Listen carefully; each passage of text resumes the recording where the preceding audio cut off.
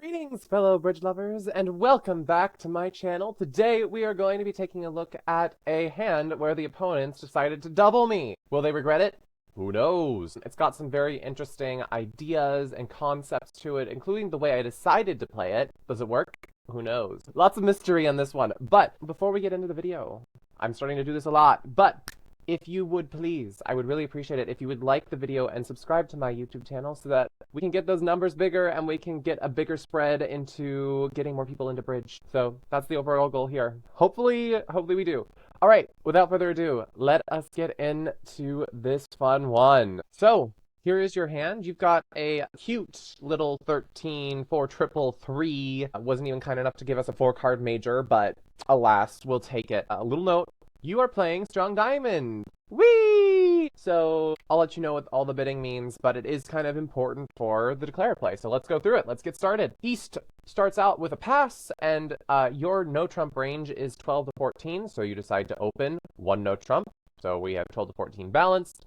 And then we get a pass from West, and your partner transfers you to Hearts, which you oblige. And now it goes pass, and then double, which most of the time this is a takeout double. If it goes past one no trump, past 2 diamonds, if you were to double 2 diamonds, that would be a lead directing double. Now, if you wait, because you know that South is going to bid 2 hearts not past 2 diamonds, you know that it's going to go 2 hearts pass to you, and you can do a takeout double. And now all this takeout double is saying is I don't have an opening hand, but I have a takeout double of hearts. We're non-vulnerable. I don't want them to just win this in 2 hearts. And, well, their partner thought otherwise. They wanted them to win it in 2 hearts, but 2 hearts doubled because you're going down. I had the pleasure of having to play this contract. So here comes the dummy. The opening lead is the 4 of hearts. When I first saw the double get passed, I'm like, I'm hopeful. I think I can make this contract. I've got 2 aces. We've got 5 hearts. If we're able to take, I wasn't sure we were going to be able to take all the hearts, but there are some dreams of making this contract. And when you look at the dummy, you're like, okay,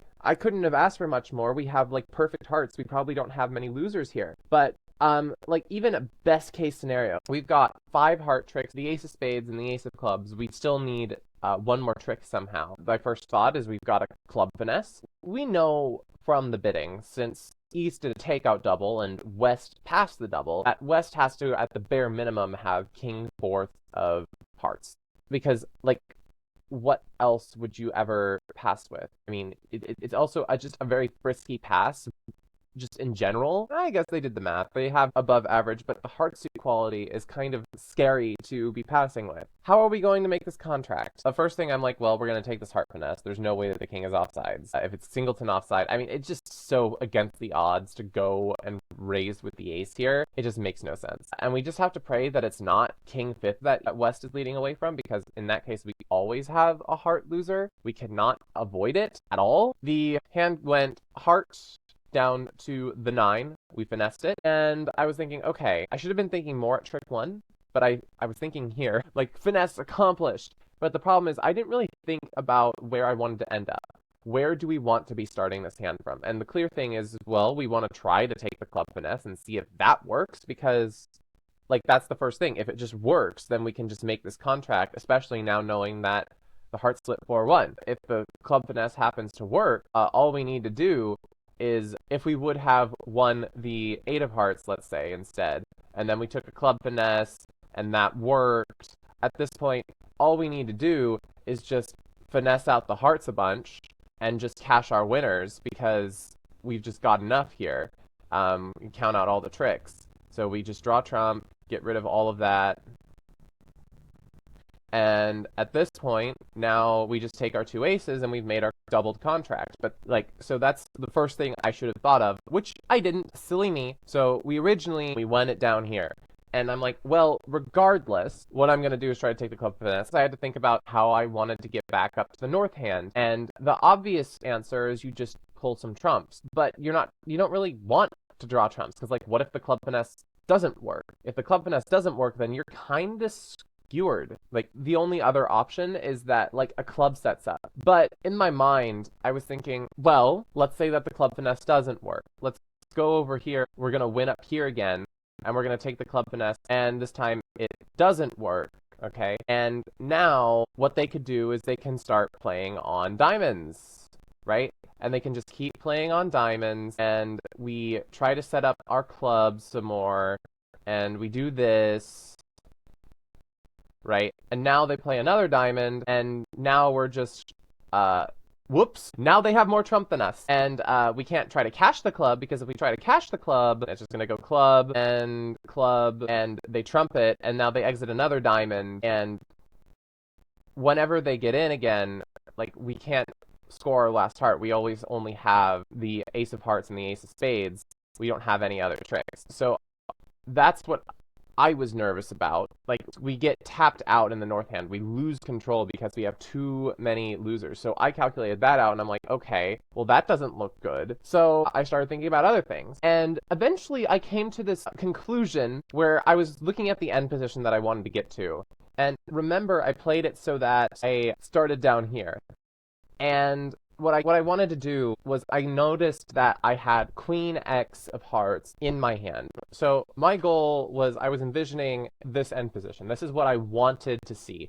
West had not trumped anything up to this point, and I wanted to have the queen and the 2 here, and I wanted to have 7 tricks already, and I just needed that one more trick. So that was the goal, that was the idea. And what would have to happen in this end position is it would go 3 to the 10 to the 4, and they would be forced to ruff this because trump is all they have left.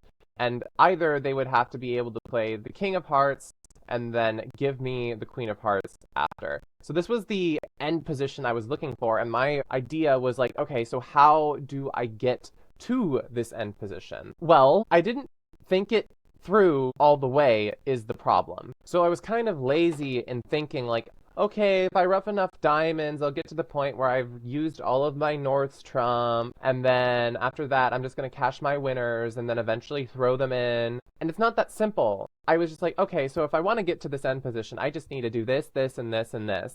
And I didn't explicitly say what those things were. And there's a lot more to try to get to that end position in the first place that it takes.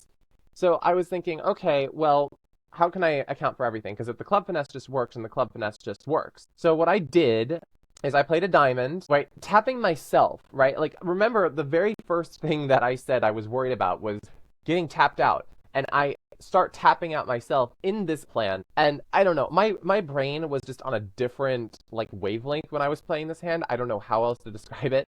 But I then played a club and then finessed it. That didn't work. And then they played another diamond for me, and I'm like, oh, great, they're going for my plan. This is super nice. And then I played a club to the ace, and then I'm like, okay, I need to rough another diamond. And then at this point, I was like, hold on, I can't rough any more things. That was the problem. If I'd had one more diamond, like if I magically turned this 4 of spades into the 9 of diamonds down here, I could play a spade to the ace, and then I rough the diamond with the ace of hearts, and then now my plan operates wonderfully. It goes club, they cash their winner, they get their winner, they cash this, and then eventually they're stuck in this position where they only have king 7-6 left, and they have to lead into my queen. The only problem is, if we go back to the beginning, that wasn't my hand. This was my hand. So if I would have had one more diamond, this plan works. So let's finish playing out the entirety of the hand. So we come back to this point where I play the ace of clubs, and then I rough the diamond, and now I'm like, oh, hold on, I don't have another card to rough in the north hand.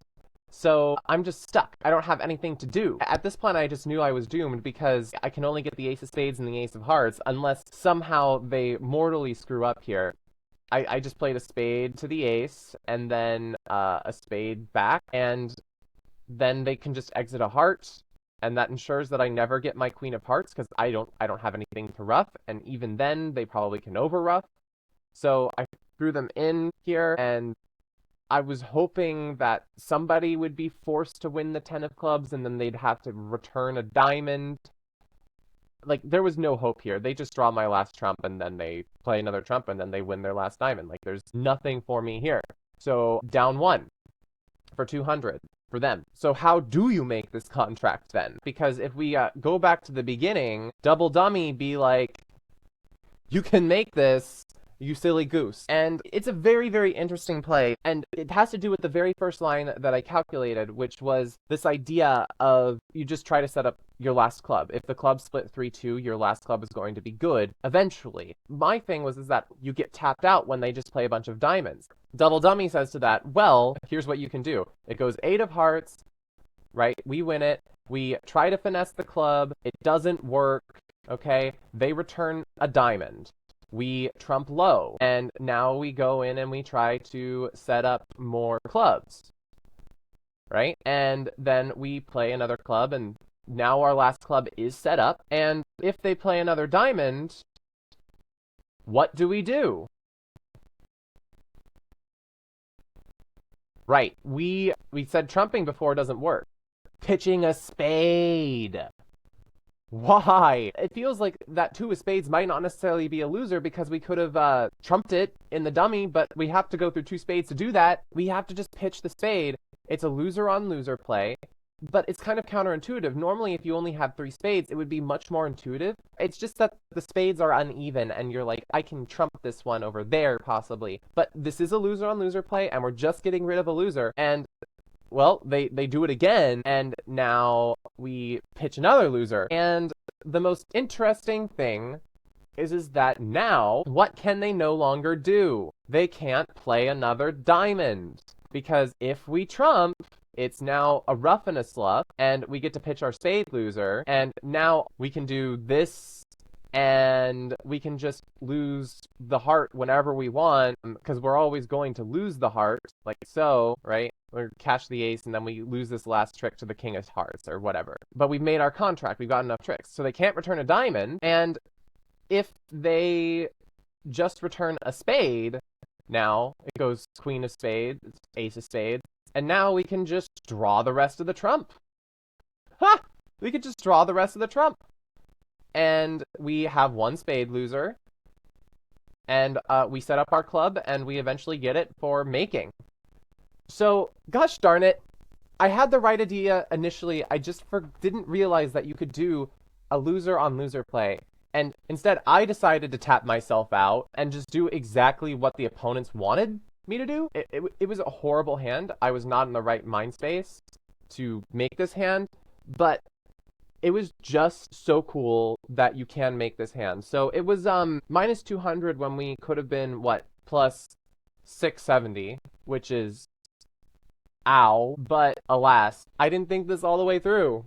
It was a shame, but I really liked the idea that I was operating off of. If I just had 1 more diamond, it would have worked. It would have worked. But also, like, I didn't have 1 more diamond, and I needed to figure out how to do it without having 1 more diamond. So it was just a fun hand. I needed to share it with you guys. I learned a very important lesson that, you know, loser on loser plays work, and then tapping yourself out, doing exactly what you're afraid of, doesn't necessarily work. Like, that should be, like, intuitive, right? But yeah, this happened. Try to set up that club trick. Pitch the loser on losers when you are trying not to lose control. Those are the big, I guess, themes of this hand. Plus, there was that weird end play thing that I thought up, and I didn't think it through all the way. So, yeah, it was a fun hand. I hope you enjoyed this video. Please don't forget to like the video if you did enjoy, and subscribe to my channel so that you can let me know that you're interested in more of these things and spreading bridge to the interwebs. I appreciate it.